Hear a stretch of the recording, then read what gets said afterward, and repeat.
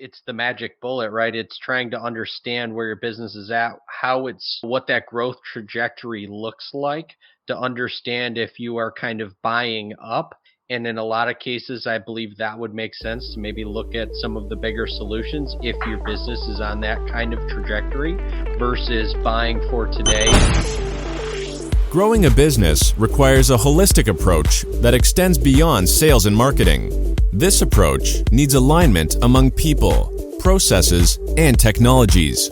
So if you're a business owner, operations, or finance leader looking to learn growth strategies from your peers and competitors, you're tuned into the right podcast. Welcome to the WBS Podcast, where scalable growth using business systems is our number one priority. Now, here is your host, Sam Gupta. Hey everyone, welcome back to another episode of the WBS Podcast. I'm Sam Gupta, your host and principal consultant at independent ERP and digital transformation consulting firm Elevate IQ. Most people might think of the distribution business as buy and sell, but distribution really gets complex in the industrial space. You have challenges such as price and rebate management, buying groups, rush orders, and millions of SKUs. Unlike manufacturing, you might have very different planning for your warehouses, including push and pull based replenishment. The bin structures are so complex that they may contain layers and layers of information to ensure that the warehouse crew is able to manage their operations smoothly. So, what do industrial distribution businesses need to know about selecting software?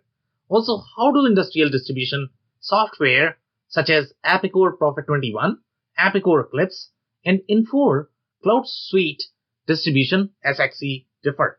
In today's episode, we invited a panel of industry experts for a live discussion on LinkedIn to conduct an independent review of Infor CloudSuite Distribution SX.e's capabilities. We covered many grounds, including their strengths in the industrial distribution space and why it is purpose-built for certain micro-verticals of industrial distribution industries. Finally, we discussed their capabilities such as universal search, push and pull-based replenishment, rebates, order types, and bin structure. With that, let's get to the conversation. Hello everyone, welcome to today's show. And if you are joining for the first time, this is part of our industry series for which we meet every Tuesday at 5:30 p.m. Eastern. We pick one vendor or the solution that we review independently. And for today, we have a very interesting solution. It's called Infor CloudSuite Distribution. It used to be called SX.e product. So we are going to compare this with other Infor products. We are going to be comparing overall Infor strategy. But before we do that, we are going to start with everybody's intros. I am going to start with my intro. If you don't know me, I am Sam Gupta, principal at Elevate IQ. Elevate IQ is the independent ERP and digital transformation consulting firm. On that note, I am going to move to Dave for his intro. Thanks, Sam. Hi, everybody. My name is Dave Chrysler, and I own an operations consulting business working with manufacturing leaders to help them create systems within their business to operate with excellence. And I come to you with more than 20 years of operations leadership experience, and excited to be a part of the panel tonight. Thanks for having me. Okay, amazing. Thank you so much for being here, Dave. Andy, can I ask you to introduce yourself now? Absolutely, Sam. Thank you for inviting me. Excuse me. My name is Andy Pratico. I've been involved with ERP software for manufacturing companies since 1981. And if you do that math really quickly, it's about 41 years. So I must have been about, 6-7 years old when I started. I've worked all over North America. Over my career, I've seen a lot of successes in ERPs, but I've seen a lot of failures too. And for that reason, I've done a lot of classes and education and training and teaching people how to evaluate and how to uncover the truth about ERP software. In fact, I have a published book on Amazon on the topic. And again, thanks a lot for inviting me. Okay, for being here, Andy. And if you're in the audience and joined for the first time, make sure you guys post your questions and comments. Our panelists are going to be reviewing those, and we try to address them as we move along. And if you cannot get to them, then our panelists are going to make sure that you will answers. On that note, guys, I am going to start with the quick briefing and the recap of all of the sessions that we have done related to Infor.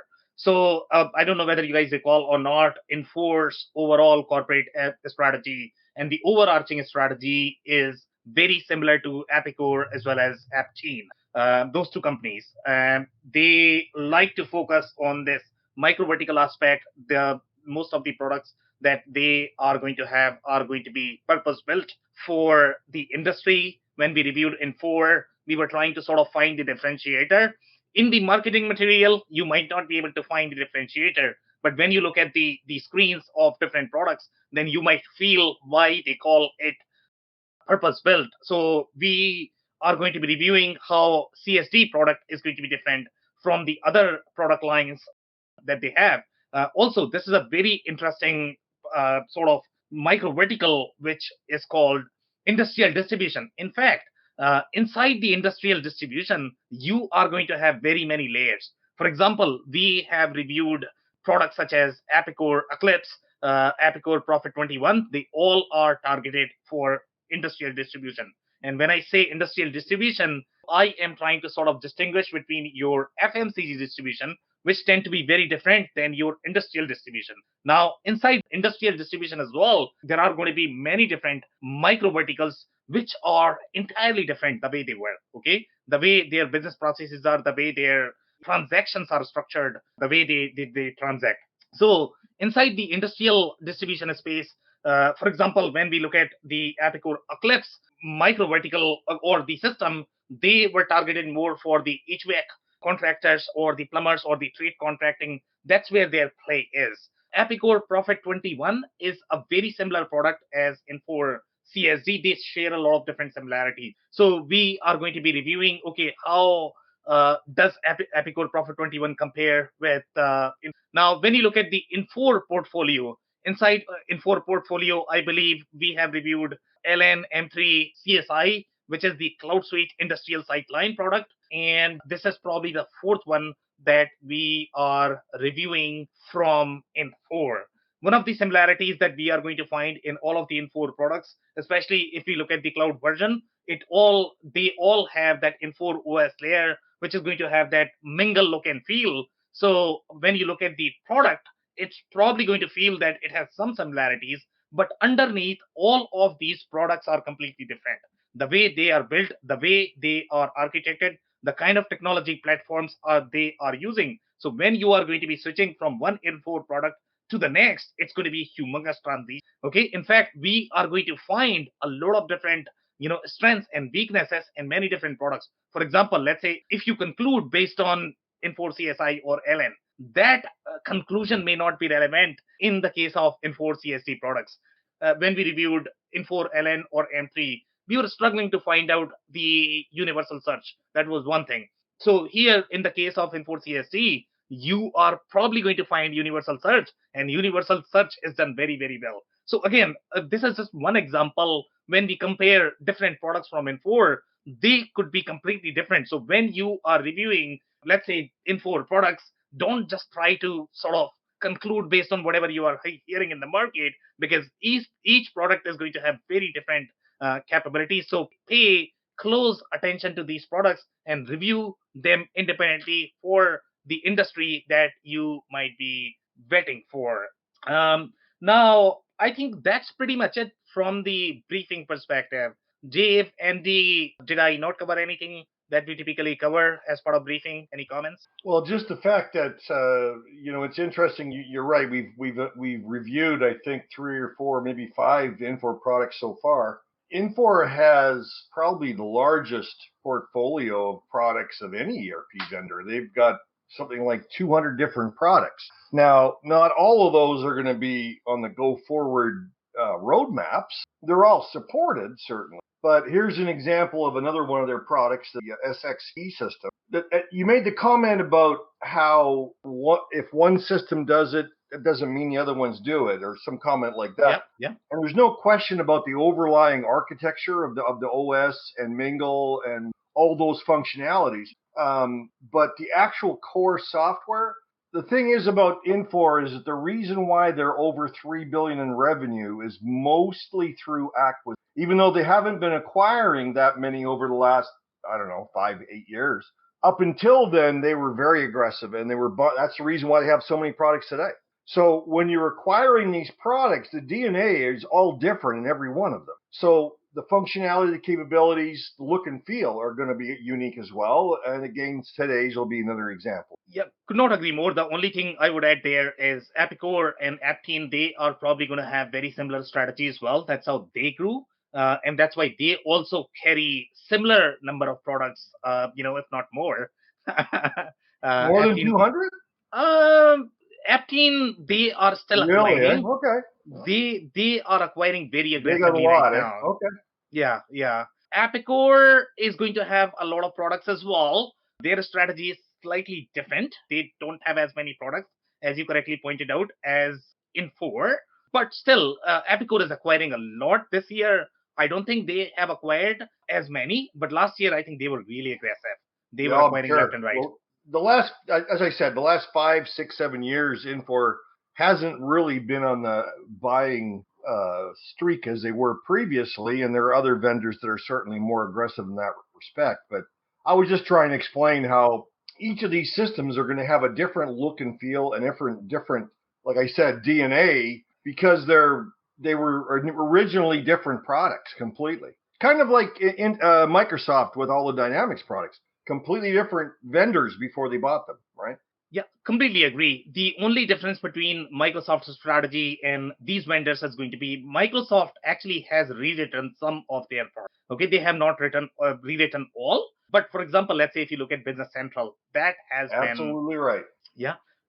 Dave, any comments? No, more along the lines of where Andy was going. I think my takeaway on this, trying to bring in some insight from the operations side is, a great place to key in terms of how you can compare some of these solutions is just taking a look backwards at the history, which is really what Andy was alluding to, I believe, where it's really a good tell to understand the history, how it came to be underneath this umbrella to ultimately get to the point where you can say, are these two things similar enough that I can look at them and compare them, or are they different enough that I need to identify some additional solutions to investigate? So beautifully said, Dave.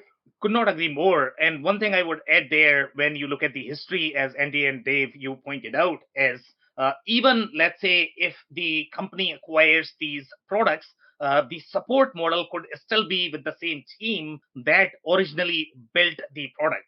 So, for example, let's say if you go to Aptean, you go to Epicor Infor, and they have acquired one product, their support team may still be there, and the documentation is also going to be the same. Typically, these companies don't document from scratch, so that could be another area that you should be paying attention to when you are looking at the acquired product. Okay, guys, if you guys don't have anything else, then we will move through the slides. So here, this is the experience that I was talking about when you compare this with. I think we have reviewed LN, M3, Sightline, all of them. When we reviewed them, we could not figure out, how universal search worked in those products. For example, M3 sort of claimed that they had universal search, but if I remember correctly, they were sort of calling universal search on a specific screen. That's not necessarily universal search. When we reviewed Epicor Kinetic has much better universal search, even though from the architecture perspective, Infor products, Epicor products, they are going to be fairly similar. They are sort of half architected in the cloud native world. They are not going to be products like your Acumatica or NetSuite. So obviously, universal search is going to be far more difficult. If you had built them for the original cloud native architecture, then you probably would not have as much of a problem. But we saw that Epicor, even though they were late in the cloud game, they have somehow figured out the universal. Okay, but that is not true for products such as your M3, LN, as well as CSI, they all struggle with universal search. So here in the CSD product, and by the way, in this industry, when you talk about these distributors, when you talk about the companies that are going to have very large number of SKUs that they need to carry as the distribution company, so here we are talking about millions and millions of SKUs that these companies carry. And if you are not going to have universal search, it could be problematic. The other point about these companies is going to be they are probably going to be very heavy on e-commerce. So obviously your e-commerce integration is going to be fairly common in this space as well. And again, if you cannot provide that e-commerce experience even in the ERP, it's going to be harder for the team to be able to use these products. So that's why, if you look at the SX.e product, and Andy, this is the SX.e product. Now this has been rebranded as CloudSuite Distribution, and I believe Infor has both versions, one for SMB, another for enterprise, and enterprise version is localized, I believe, in 35 countries. So it's a very well done product overall from the functionality perspective as well as from the localization perspective. So coming back to universal search, the way universal search works, it is going to be very similar experience as your Acumatica or NetSuite, where you are going to enter any term and then it is going to find all of those vendors, invoices, ship tos. Now you might feel that, what, this should be intuitive in most products that you are going to review in 2022, but that's not true at all. Okay, because there are going to be underlying database limitations, and typically that is the reason why other products cannot really enable that experience. They are going to claim during the demo that, okay, I can do universal search, but they will not be able to search on the data, and sometimes that could be a challenge in many different products. So when you are looking at universal search, you are not simply looking at the screen search, you are also looking at data search, and that could be powerful to drive user adoption. So make sure you pay attention to that, whether the product supports universal search or not. In the case of CSC products, they have done really well, and they actually support beautiful universal. Sam, I would say that's definitely an area that ends up becoming an afterthought for a lot of people. And seeing it right from the operations side of things and knee deep in implementations, that's where you start to understand the real power of this, especially when you're going through customer service training, let's say, or sales training. When they need to access this information quickly, they've got somebody on a phone call, and that ability can lose you sales very quickly. So I just wanted to highlight that, because again, I think it's something that a lot of people kind of gloss over and think, oh, we've got well-trained people, we've got very experienced people, they understand our SKUs, they understand how to access them.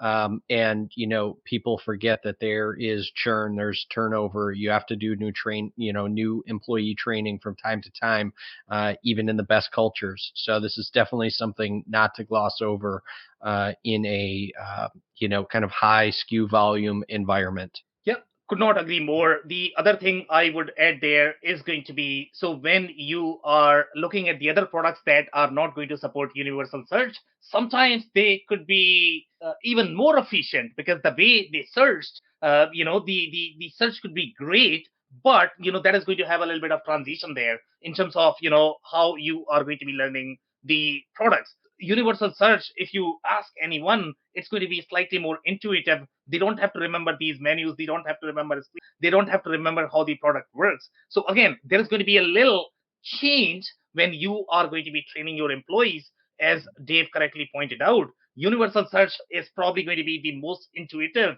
for people who do not have any training, and they have to figure out, okay, how to use this product. They might not require any training at all if the product supports universal search. That is not to say that all of the products that don't, they are necessarily bad or good. It's just that they are going to have different way of operating. Okay, so now the other thing, and this is going to be very similar to your Epicor Prophet 21 experience. So one of the things that we had noticed when we were comparing, let's say, the Sightline Epicor Prophet 21 Kinetic product as well as this product. So the customizability, if you look at the Sightline product, it's far deeper in general. The way the customization works in that product, because you are going to have that .NET like interface, and you can customize whatever you want. Okay, it's that powerful. But sometimes that could be frightening as well. Okay, so if you have developers who sort of understand how to customize that, then they are probably going to appreciate that.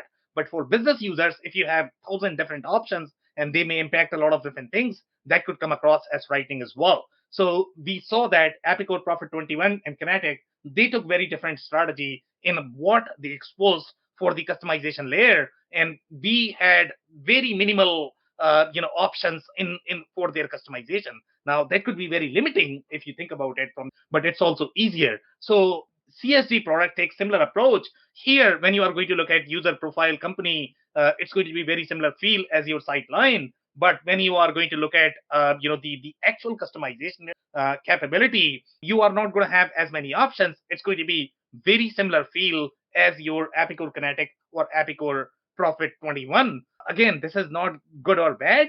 It's just different experience. So make sure you are paying attention to that. Okay, now when we look at the distribution space, that's very unique in general. Some people might feel that, this is just buy and sell. What could be so complex in the distribution space? But when we look at the industrial distribution space, there are key piece of functionality that you would require. In fact, the way you are going to be planning your distribution is very different from your manufacturing, and that's where the real trick is when you are going to be implementing an ERP. If you cannot get your planning right, most likely your KPIs are not going to be right.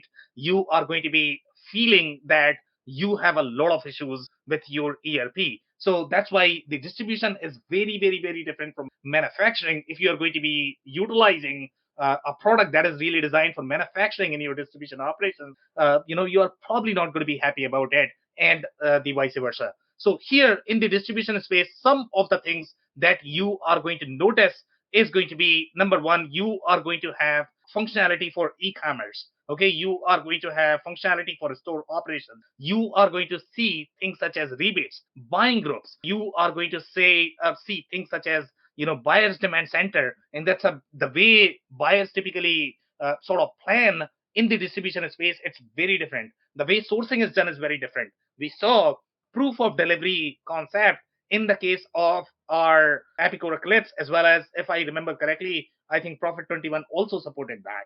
And proof of delivery, sometimes it could mean so many different things. When you look at in the trade contracting space, the proof of delivery for them is when a person is really walking to the store, they are simply getting it signed, even though you can literally give them the receipt. So you probably don't need the signature there, but they still call that proof of delivery. So I don't know, how the proof of delivery is going to be in the case of CloudSuite distribution, but that is very common in the industrial distribution space, that these products are probably going to have that function. The service and repair is another key piece of functionality that we see in the distribution space, because a lot of these companies are going to be doing repair for their large OEMs, and they require that. So that you are going to find even in the case of manufacturing as well as distribution. And then you have the project job management. This is not necessarily the project-based manufacturing.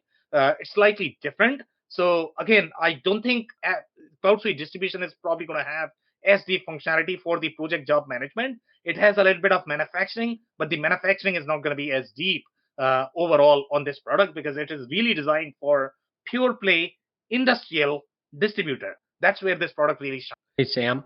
Yeah. What have you seen in the past with that light manufacturing? Would that be something like a kitting operation or something like that? So honestly speaking, there is always going to be a little gray area there. So even if you look at some of the distributors, and these distributors, especially if you talk about industrial distributors, they may have 80% of their operations as a distribution, but their manufacturing could be extremely complex as well. So it's not necessarily going to be light manufacturing or just the assembly-centric manufacturing. Their manufacturing shop floor is probably going to be as complex as your manufacturing company. The trick with them always is going to be, now they have to make their mind. Do they go for the distribution product or do they go for the manufacturing product? When you look at from the planning perspective, the way distributors plan their operation, they are going to have many different locations, many different warehouses. They are going to have need for transferring from one warehouse to the next. They are going to be requiring bill locations. Now, all of that you are probably not going to find in the manufacturing software. So again, if you talk to those distributors they are going to feel that, what, I am equally complex in distribution and equally complex in manufacturing. And sometimes they make mistake that, what, I'm probably going to go for manufacturing software because manufacturing software should be able to do, but that is not true at all. Okay. Distribution operation is very, very, very, very different. So if you are, let's say, 80% distributor, my recommendation is going to be go for the distribution software and, figure out how to do manufacturing. Some companies, what they do traditionally, they always had two different software. Okay. They had, AS400 for distribution, and they will have DBA for manufacturing. That's how they operated traditionally. Some companies still do that. I would not recommend that, because then you are going to have two different databases and you are looking at reconciling data in from two different systems, which is probably not the ideal place to be honest. So I would recommend in this particular case, go for the distribution software and simplify your manufacturing, because manufacturing is not your bread and butter. Great advice. Okay.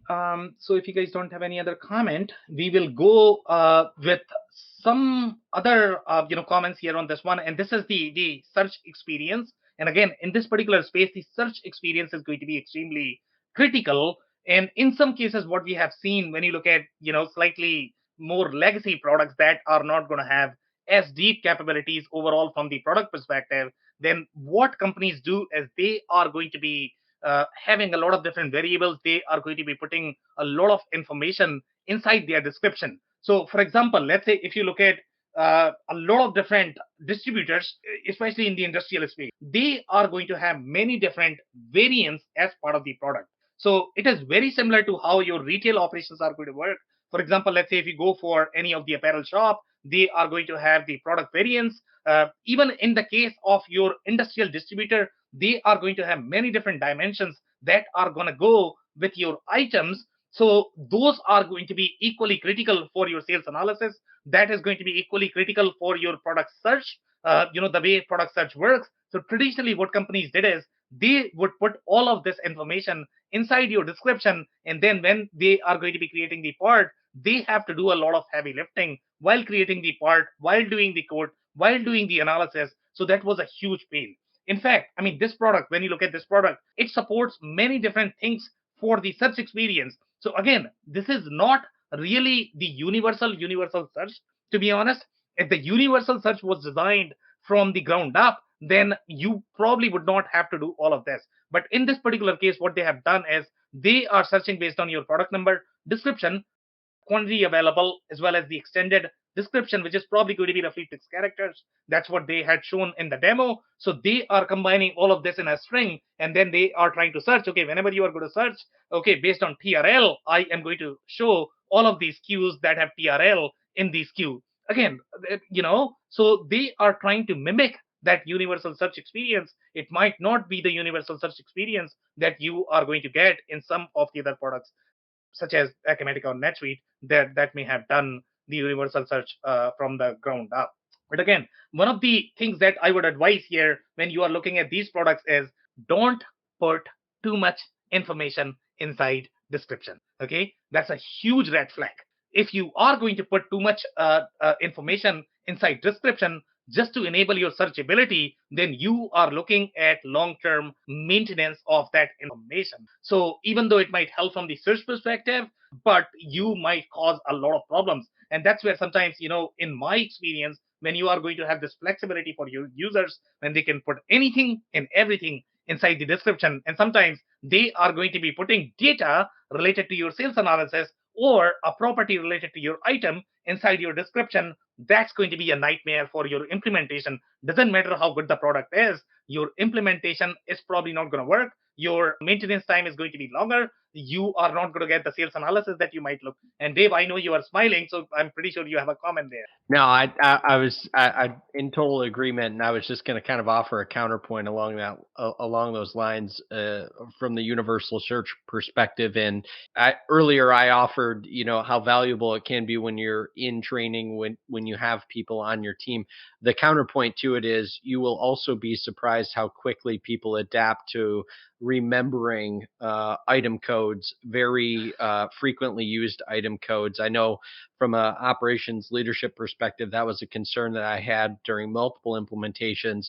And I was continuously kind of blown away by how quickly people relearned things that they were used to referencing, item numbers they were used to referencing for 5, 10, 15 years. And we were able to get them to very quickly remember brand new, much longer item numbers. It's kind of that repetition and force a habit. So it does happen. That was just the counterpoint I wanted to offer for people that, are maybe focused in on this, searchability, and to your point about having those descriptions, utilize the fields that are in there, and don't bog the system down, because people will adapt. It does come down to the training of that. Could not agree more. Thank you so much for that. If we don't have any other comments, then we are looking at some of the very specific set of functionality that might not be available in your manufacturing software or any other ERP systems that you might be looking at. In fact, some of the products may be positioned for retail and this, but they might not support rebates. Rebates is a very common feature for industrial, even for your HVAC distributors. The way rebates work, that's a very involved functionality, because when you are going to get, the vendor pricing sheet, you need to make sure that you are able to sort of incorporate all of that pricing sheet inside your SKU base. And let's say if you have the million SKU, good luck updating that. And if your ERP is not going to support the Excel import functionality, it might take hours and hours of work just to update that. And then finally, the rebates are going to be equally critical as well. So most of the industrial distributors, the way they work is typically they sort of skip the procurement team. Okay, so what is going to happen is the vendors are directly working with the salespeople, and salespeople have access to the rebate. So sometimes that could be a very challenging exchange overall there. So you want to make sure that, number one, the rebate functionality is actually incorporated inside your ERP. And if you have that, then you are probably going to go through the natural flow of ERP, where buyers have their own responsibility of incorporating the rebates, and then salespeople are simply utilizing that information as opposed to working with vendors directly. Now, some of the other feature sets that you are going to find here are going to be, for example, bin location. I think we already mentioned that. The back orders is very common as well, that you might find in many different ERP systems, including your manufacturing. But the way the life cycle of back orders is going to be in the industrial distribution space might be very involved. If you look at the allocations and reservations, they are very deep as well. Again, based on the life cycle, the kind of reservations that you need to do if you have very involved distribution operations, whatever you are going to have for your manufacturing might not be. So again, those are some of the differences in the industrial distribution. Okay. So now in this particular product, again, that's a very different experience. And some of the things that you are going to feel that you are getting a little bit of SAP or Infor LN experience, the way the product is structured. So again, when you compare 2 or 3 different Infor products, the experience could be very different. So here, one of the things that you are going to notice is going to be, for example, promise date. Now, promise date is very common in the case of your industrial distribution. You might not see promise date in other operations. Some industries use it, some micro verticals use it, but not everybody does that. But promise date is very, very, very common in the distribution, because you want to make sure that you are able to deliver whatever you are promising. And for distributors, the customer service is the most important aspect of their business. It's probably not going to be cost and the manufacturability of the product. So here, your delivery and fulfillment is probably going to be really critical for you. Some of the things that I personally noticed in this particular product is going to be your order life cycle, the way your order life cycle is structured. And this is very Salesforce SAP sort of experience, where you have the dates as well at each of the stages. Now, this is very hard to find in many different products. Typically, distributors require this on one screen so that they can see where each of the order is, so that they can communicate with the customers. Again, this is a very distribution-centric experience that you are not going to find with the other industries or the products. The other differentiation that you are going to notice in this particular case is going to be a customer PO. Customer PO is very common. You might find customer PO even in the case of job shop as well, because they are very make to order. They make based on the order that they are going to receive from their customer. But in the distribution, especially in the customer PO is going to be very common. Some ERP systems are not going to support that if they are not really that, designed for the industrial distribution. So make sure, you have that functionality. And that division you are probably not going to find in the case of your manufacturing software, especially the SMP ones. So your division and bin functionality is going to be equally critical as well. The final point I would make is going to be related to the lines. The number of lines that you are going to have in the distribution order is going to be quite substantial. For example, let's say if you look at smaller manufacturing operations, you might have 1, 2, 3, 5, 10 lines. But for distributors, it could be up to 100 lines. So that line experience is very important as well for industrial distribution. This is also very critical overall when you look at the way their codes are structured. And this functionality you are probably not going to find unless this is really designed for distribution. So for example, you'll find this in SAP, you will probably find this in Epicor, but the other ERP software might not have that. So the functionality is called show comment lines, show inactive lines, show subtotal lines. And in the industrial distribution space, sometimes you are probably combining two different codes, the item quantity on the same code. It's not going to be a different code. So that's a key piece of functionality as well in the industrial distribution space. If the product is not really designed for that, it may not be able to support all of these nuances where you are going to have subtotal, you are going to have comment lines, but your customers are going to be requesting that. So that is probably going to have the customer experience implications. And if you have to develop this from scratch, that might be slightly harder lift. So these are some of the key pieces of functionality that you are looking at. The order types is going to be very critical as well. So in this particular case, you are going to find some of the orders that you may have never heard of. Okay, products such as Acumatica, they try to incorporate some of these orders, but I don't think it has everything that your either Epicor Prophet 21 or your Infor CSD can support. So here we are talking about stock order, direct order, future order. Okay, so now I don't know if the future order is going to be the blanket order, but again, in the industrial distribution space, when you look at the way the blanket order works, especially when we reviewed Epicor Eclipse, it had very different functionality for the way the release life cycle works, the way their blanket orders are structured. So I don't know if this is going to be same, but these guys are wording this as future orders, so which could be very different as well. Then you have the standing order. The counter sale is going to be, let's say if you're utilizing this for your POS operation as well. Some companies do that. Counter sale is tricky. You are probably going to find that in Epicor Prophet 21. You are going to find in Acumatica as well. But for the most part, you are probably going to be using a POS to process your store orders. Quote, return merchandise, and the correction. Again, you are going to find RMA. You are probably going to find quote. Correction, you are probably going to find, but the other ones are probably different in this particular. Sam, what would be considered a correction order? I'm not sure if I've ever come across that before. Any type of corrections I've seen typically are going to be right on the sales order, whether that's an adjustment to a line item or something like that. What would a correction order be considered? So I think there is a little comment there that we are going to see in the future slides on reviews. And I think they had mentioned that the whole correction process is slightly different, right? So here you are not necessarily looking for, if you're, let's say, correcting on the sales order, right? But then let's say if the sales order has advanced through the cycle, then you might have some more corrections as well, right? If the sales order has not been submitted, then it's a different case. But let's say if it is already in the mid of the fulfillment, or if you have processed the invoice, then that's going to be a very different life cycle for the correction order. That makes sense. That makes sense. Just maybe some different verbiage. That makes sense. Exactly. And by the way, I think the review that we are going to see, this product still support those negative credits, right? So that's what the user was complaining about, that the product architecture is still very legacy, that it is still supporting the negative credit.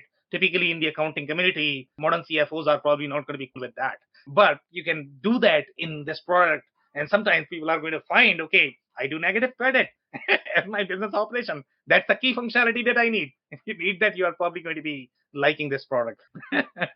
Okay, so now the whole order entry process is very different, guys. Okay, this is not your ERP experience. And this is where I like to emphasize that, okay, when you move from Infor Product 1 to Infor Product 2, it's going to be a very different experience. So here we are talking about the order entry similar to your Amazon, where when you are going to be searching, you are going to get your images, you are going to get the quantity, you are going to get add item, you are going to get edit lines. Now, for a distributor, this is probably a very intuitive experience, the way they have processed this transaction always. In fact, if you look at Epicor Prophet 21 and Epicor Eclipse, I think they had similar experience as well. But this is slightly different in my mind, the way whole line processing is done. So it's a very, very, very unique product. Now, if this is what Infor calls purpose built, and if these distributors really care for, they are probably going to absolutely love it.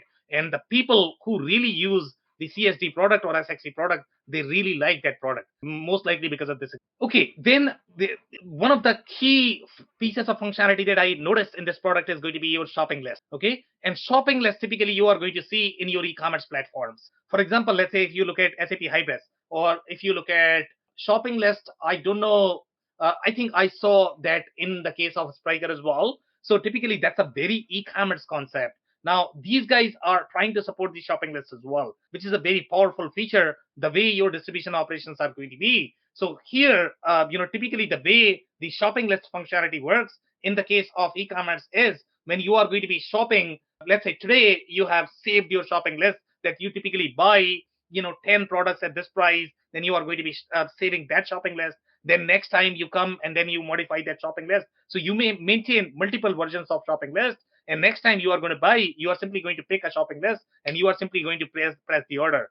The volume that these distributors have to process, from the transaction perspective, for them, the saving of the cart functionality or saving of the shopping list is absolutely critical. Okay. And that's probably the reason why they like the shopping list functionality. But I have personally never seen shopping list functionality inside ERP. I don't know if this is because Infor CSD is trying to give them everything from the product experience perspective. It is trying to act as the WMS, ERP, as well as POS, as well as your e-commerce. If that is the case, then this would be useful. I don't know if any company is going to be using the shopping list functionality for their operation. But there are some variables that you are going to find inside shopping list that we are going to be reviewing on the next slide, which is going to be your last purchase date and last price. And typically this is a very critical piece of functionality for a distributor, because each time they are going to be purchasing, they have to make sure they are not paying more. So for each of the order, for each of the product, they need to know, okay, at what price did they buy? And sometimes that experience may require 5 clicks, 6 clicks, 5 different screens, reports, so that experience could be very tricky to manage, especially for a buyer in the distribution operation. And that's where I think the shopping list probably is going to be used, or maybe some distributors probably like this shopping list functionality inside your ERP. So here, the functionality that you're looking at is going to be searchability based on dates, whatever you bought, and then you are looking at all of the product, the quantity order, then the last price, the last purchase price, and based on that, you are deciding, okay, what product do you need to buy at what price? So in my mind, I think this is a very interesting piece of functionality. If you try to build this on top of SAP, Microsoft, good luck with that. You are looking at very expensive development. Then you have some more layers here overall. For example, the rush orders. The way rush order functionality works, that typically impacts your entire planning cycle. So it's not a simple flag that you can check on the order and that's going to be qualified as the rush order. So here, yes, that's how it perceives. But when you are going to be looking at the overall life cycle of the rush order, typically that is going to have very involved functionality. So unless your ERP system supports the rush orders, it's going to be very hard to pull that off inside an ERP. If you guys have any comments, I can take those or move to the next one. No? Okay, so this is the demand center merge, and this is a very interesting piece of functionality as well, when you have to do those warehouse transfers. And warehouse transfers may not be even available in these smaller manufacturing systems because they don't have as complex warehouses. They don't have bin functionality, so they don't have to do all of this. But in the case of distribution business, you are looking at multiple locations. You are looking at multiple warehouses. You are looking at multiple bins. So when you have to transfer these things from one location to the next, that may require many different clicks. And sometimes that could be a very involved functionality as well. That's where the whole life cycle for buyers and the procurement team is going to be critical for the distribution operation. And that's where we saw that, okay, Epicor P21 as well as Eclipse, they did really wonderful job to support the sourcing guys, to support the procurement and the buyers. Okay, so now here we are again, the whole warehouse and the bins functionality is very involved, and typically you are going to find this functionality inside your warehouse management system, where you are going to have the dimensions of different bins, and based on that you are going to be slotting the product inside those bins, and then that's how you are probably going to be allocating and issuing the product. Now that's a very complex functionality. And, Infor CSD supports that out of the box, and they are going to have a lot of different layers to support the distribution operations that you are only going to find in the distribution products that is designed for distribution. This is the screen for the bin allocation as well as the management at the item level. So if you look at the kind of replenishment that distribution operations require, they are probably going to be needing the push and pull functionality. They are going to be needing different bin priority that you are going to see in, if I remember correctly, then Microsoft Business Central has this. You are going to see this piece of functionality in Epicor Prophet 21. You are going to see this functionality inside SAP, because all of those products target distribution operations. Okay, you are not going to find all of this functionality inside your manufacturing products because they don't have that bin priority. So that's where the real differentiation is between your manufacturing planning versus your distribution planning. So if you are very involved distribution operations, make sure you have all of these supported as part of your. Okay, and now the whole bin functionality, and again, when we reviewed the Microsoft Business Central, we were thinking, okay, this is too much bin. That was our perception on that product. But if you look at the distribution operations, they probably require bin functionality, and that's why we are seeing consistent trend across all of the distribution products. They are really deep in that bin functionality, and that's probably the reason even Infor CSD has very deep layers of the bin functionality, the way it is going to be managed. And this is what you are going to see in the larger products as well, such as SAP, because they can do both manufacturing as well as distribution equally well. But again, if you are SMB, that could be slightly overbloated overall from the planning perspective. But here, if you are the distribution operation, you are going to appreciate the bin location, the size constraints, the whole planning around bin is going to be extremely beneficial. Now, some of the reviews. So here, this is the company wholesale. So that's the right fit. 200 to 500 employees. I would think this is probably going to be a right fit as well. Then, this is the comment coming from the CFO. Okay. So here the person is saying the system maintains some archaic accounting and or archaic processes, like allowing for negative credits. Okay. In effect, a debit. And yes, I agree with John that this is probably going to be a very archaic process. Typically, these are going to be the symptoms that you are going to see in very legacy products, for which the database is not really changed. They still have the same database as well as the backend operation. The only thing they have changed is going to be the front end. So, you are going to find this. So this could be a deal breaker. Sometimes it might not be, but this is probably you are going to see this key piece of functionality in a lot of different products. So here the user is saying, as a financial super user, these types of processes can be confusing. The system has some gaps in areas like fixed asset, bank and credit reconciliation. And this is another challenge that I hear in our market is going to be, let's say if you're looking at a lot of different vendors for your credit card processing, or if you require any sort of add-ons to support your operations, in distribution space, you are probably going to be needing that. So you are going to get a lot more options in the case of NetSuite, but you might not find as many options within Infor CSD or with your Epicor Prophet. So keep that in mind as well. Okay, some more comments here. So here the user is saying the fact that it does not seem to have a way to be able to upload spreadsheet templates or use another method of input in order to save tons of time and effort for things such as vendor price changes continues to be a problem. And this is a humongous issue in the industrial distribution space. The amount of pricing changes that they are going to experience, especially today when you have so much supply chain disruption. Every day, every second, the price is changing. Okay. And this becomes a nightmare for industrial distributor. And if the product does not support that, then that's probably going to be a huge issue. So make sure you have some way of doing that inside the product. A lot of products are going to struggle with the spreadsheet functionality. Products such as Acumatica, NetSuite, they might be okay because they are designed for that. But a lot of products will struggle with functionality, which seems to be critical for a lot of different industrial distributors. This and the user is simply agreeing with me that this new pricing and cost info for each and every part is real-time suck, and it drags the productivity of the company way down with each one we are tasked with doing. So this is the same issue that we just discussed. Well, just like most of the Infor products that we've reviewed, this one is fairly robust and fairly full-featured, as long as it's staying in its lane and targeting the products that or the industries that it's focused on, which of course is warehousing, probably multi-location, multi-warehouse, multi-bin.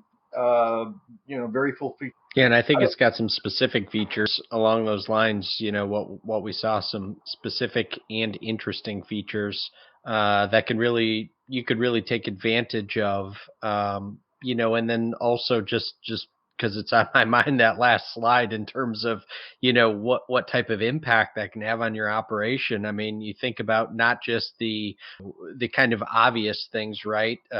Errors that can happen from manual inputs, but you think of the financial impact on your business when somebody keys something in incorrectly or doesn't update a past purchase price, right? You're talking about margin impact, margin erosion, and ultimately lost profitability. So pretty important things if you've got a high volume number of SKUs, and Sam, to your point, this constant, especially lately, the constant kind of updates to pricing due to the supply chain issue. So interesting though. A lot of interesting features. Warehouse management capabilities, WMS. Was there some functionality like like your wave picking or instructed putaways and things like that? Did you notice anything like that, Sam? Yeah, so honestly speaking, I think the way warehouse functionality is structured, it's probably going to be too much warehouse, to be honest, okay? And this is where sort of, if Phil were here, then we would probably argue, okay, do you want to have a dedicated WMS? Because most distributors are probably going to be utilizing some sort of WMS. So now, do you need this functionality inside your ERP as well? And sometimes, if you talk to any of the either, VP of supply chain, VP of operations, or the warehouse guys, they are always going to argue that, anything related to WMS resides inside WMS. ERP is for the ERP-centric functionality. But here, Andy, you are going to find very thick WMS functionality that is going to be your zones, that is going to be your bins, that is going to be your dimensions of bins. And in my mind, when I look at the physical dimension, that is all should reside probably in WMS. So it's probably over WMS. But let's say if you don't have funds to buy a dedicated WMS, then you are going to get everything inside one. Right. What about DRP? Did you notice anything to do with that? Yeah, so we saw GRP planning. I don't know if you remember the screen where we were trying to show the push and pull replenishment, the way your bin priorities were structured, so that would fall under. Dave?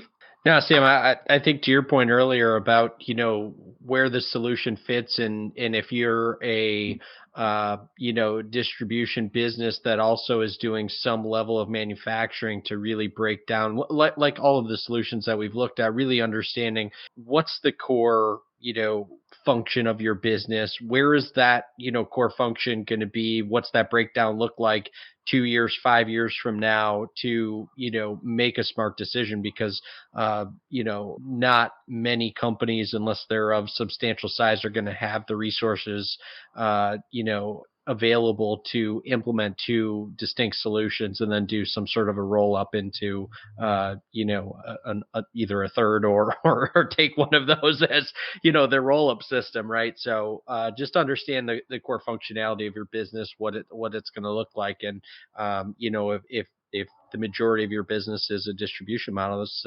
definitely a contender for a lot of that functionality.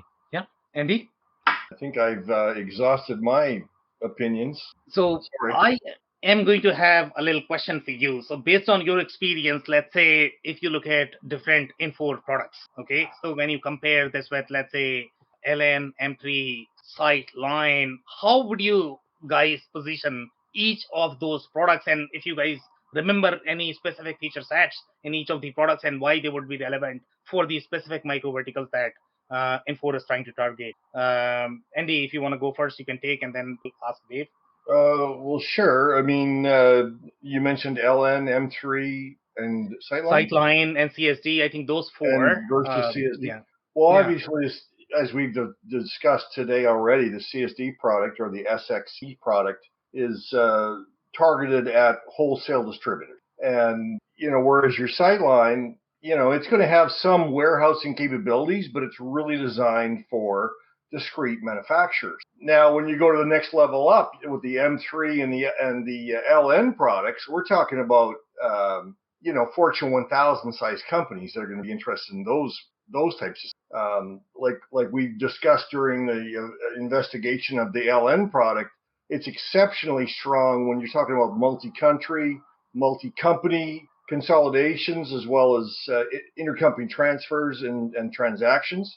And M3 very similar itself, but more on the warehousing capabilities functionality. So you've got 4 different products. I think the big difference is the size of companies they would target. Dave, how would you position each of these products? What are some of the specifics that you have seen in all of them? Well, I think Andy did a good job kind of breaking it down.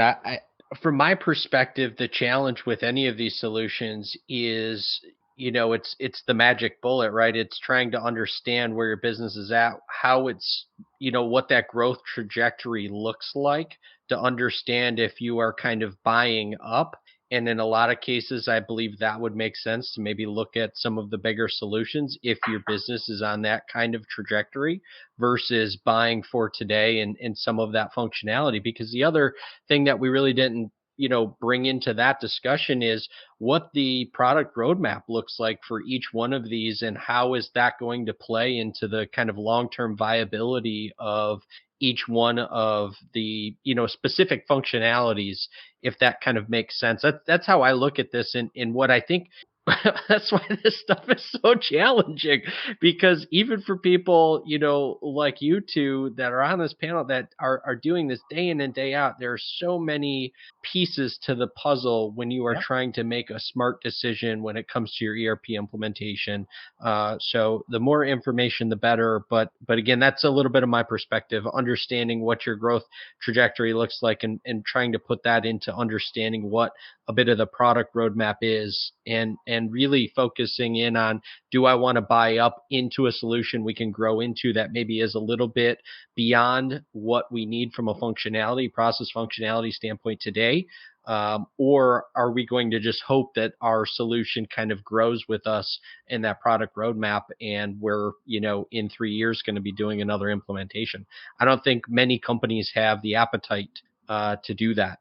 Yeah, so the only thing I would add there, and this is going to be related to Andy's comment as well, in terms of the roadmap. So I think the SX.e product or the CSD product is definitely positioned in the CloudSuite bucket. So I don't think the product is going anywhere. And this is also consistent with Epicor's strategy, even though they are trying to consolidate many different products, but they would probably require an industrial distribution product, just because the space is just so different, right? So that's why they have to keep multiple products for these patches. I don't think the vanilla product is going to work for these patches, and that's why I do believe that this is probably going to be part of the roadmap. So you can probably confidently comment on this product. Just a side comment, just a two of yours opinion, because you're using the term roadmap over and over again. I've always seen product roadmaps as not much more than a marketing, because usually they'll have some type of a caveat at the bottom saying that, none of this is for sure 100%. Things are going to change. Things are fluid, et cetera, et cetera. So how much validity can a person really put into seeing these product roadmaps? Roadmap does mean, to be honest, something. If you look at SAP's roadmap, yes, they are going to have asterisk because they are going to avoid the legal trouble. Nobody wants to overcome it. Sometimes there are going to be challenges in the market, such as COVID. Nobody can foresee that. So that's why they have that asterisk. But for the most part, the credible companies, whatever they are going to commit, they have to deliver on the roadmap as well, because investors are actually watching that, okay? So if you are going to be publicly funded and all of a sudden you are going to remove that, okay, you are talking on Wall Street that, okay, I'm going to be delivering this in 2023, and all of a sudden you are going to change the plan, nobody's going to appreciate that. So for the most part, in my mind, if you look at the companies, if they publish... Publicly traded is probably the difference between a private company, right? That's going to be a huge difference. Yeah, go ahead, Dave.